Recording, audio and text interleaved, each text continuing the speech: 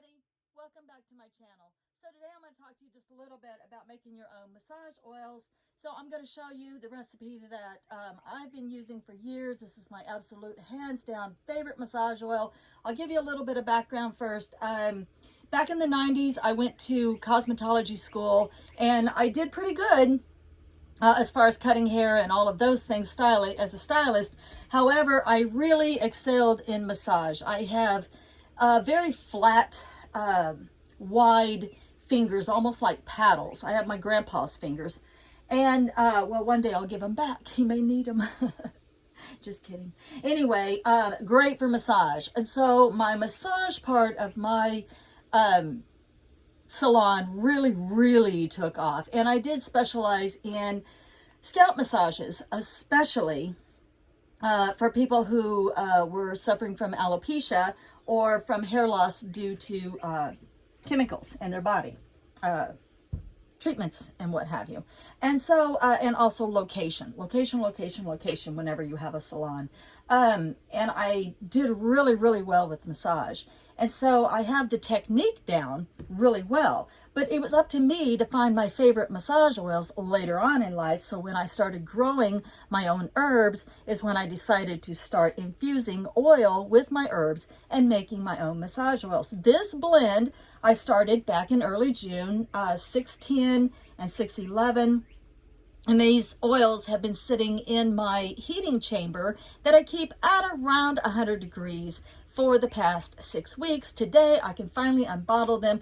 And let me tell you what, when I took them out of the heating chamber and brought them into the house in front of the air conditioner, they immediately popped down and sealed on me. So, yeah, and I even had to use one of these lids because I didn't have these at the time I was out. So, yeah, this is not the best lid to use because it leaks and oils tend to seep. So anyway, I just use lavender, organic lavender from my garden, and I used avocado oil. It's my favorite oil to use as a carrier oil because avocado oil most matches the fats in our skin and is most readily absorbed into our skin. However, at the time, I don't think I had quite enough avocado, and I did add almond oil to finish this one off. But you don't have to do that. You pick the oil of your choice. As far as the rosemary goes, now it's going to be lavender and rosemary. Those are my, hands down, my favorite massage oils.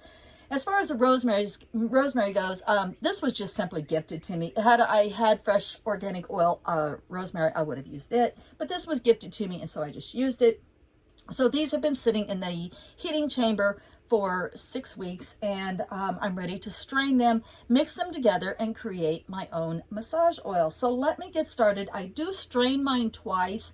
I start with a large wire strainer for the first strain, and then I fine tune it with some cheesecloth for the second strain, and then just a nice brown bottle to store it in. This is just an old peroxide bottle, but you can use any bottle that you have around. If you prefer glass, please use that. However, remember, when your hands get slick and glass is very heavy, it's easy to drop those glass bottles. So I do use the plastic. I only use 3 chemicals now in my house, and actually one of them's not even a chemical. I use peroxide, isopropyl alcohol, and witch hazel. And witch hazel is a plant derivative. So I do have peroxide bottles around, and so I'm going to go ahead and strain these and show you how the oil turns out.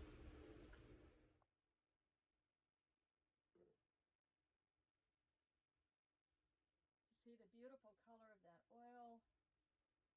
So I'll strain into this jar first, and then strain into this one.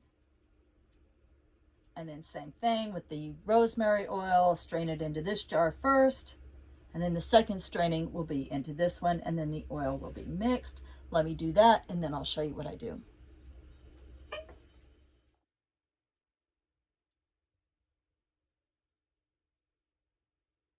Get everything out of it I can, of course, just like you normally would.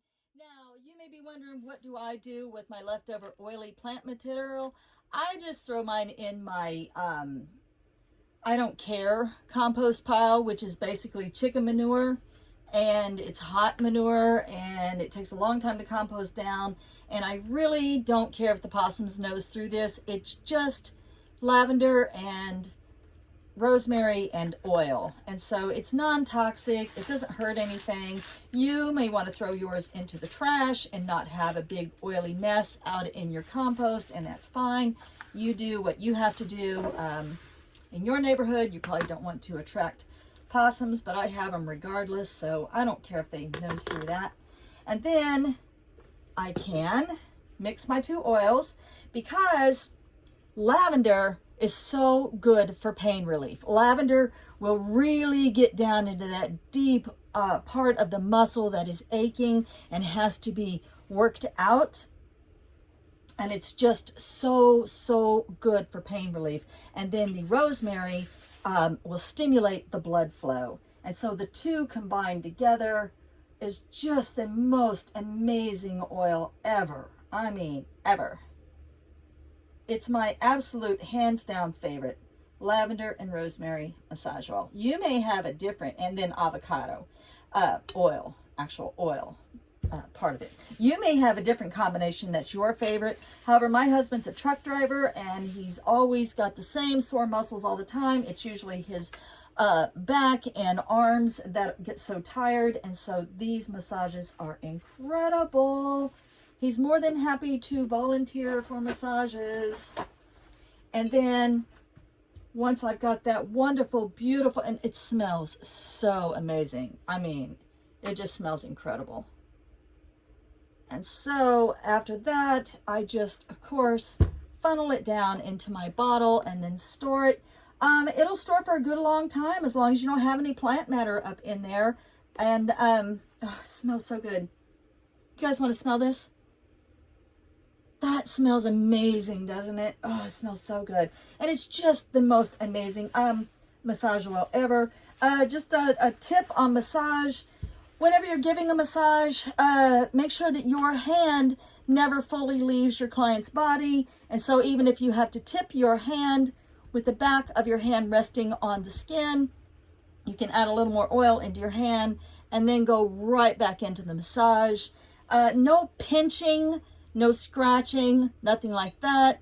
Use the palms of your hands to get down in there really deep, and then your fingers. There's effleurage, and there's all sorts of techniques. You might want to look that up. There's nothing is more therapeutic to completely refresh you and make you feel amazing than a good deep tissue massage, and especially with a homemade organic massage oil. All right, guys, I'm going to leave this here, and I will talk to you later. I'm going to be finishing up my beautiful St. John's wort oil that is for really severe pain, and it's doing quite nicely out in the house right in front of the air conditioner. No mold whatsoever, even though that was fresh plant material. And if I didn't mention it, both of these infused oils were done with dried plant matter. All right, guys, gonna leave it there. Love and light, blessed be.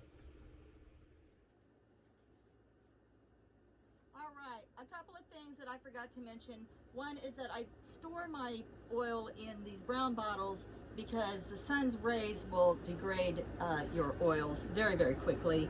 And the other thing is I never add volatile oils or essential oils into any of my massage oils because I don't want that essential oil, that volatile oil, touching my client's skin. There's plenty enough scent and all of the beautiful, wonderful chemical compounds from that organic plant material is already in this oil. You don't need to add anything else. All right, that's it. Love and light.